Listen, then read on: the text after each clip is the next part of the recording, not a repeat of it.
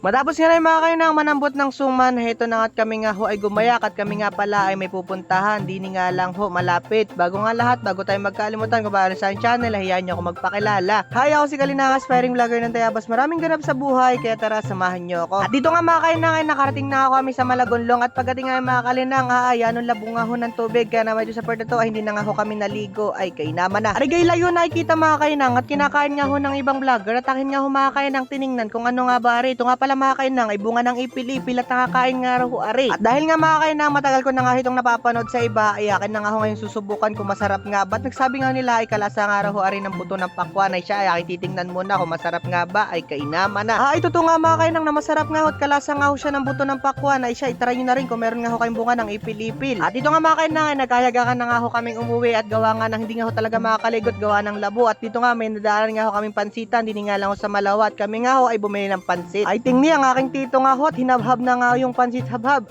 Yan ang sarap. Ayun nga ho mga kainang, pagkatapos nga na magmerenda ay nagtanong nga ho ako dito sa may tindahan at kung pwede nga bong magkabit ng sticker. Ayun nga mga kainang, pumayag naman. Yun lang, bye bye.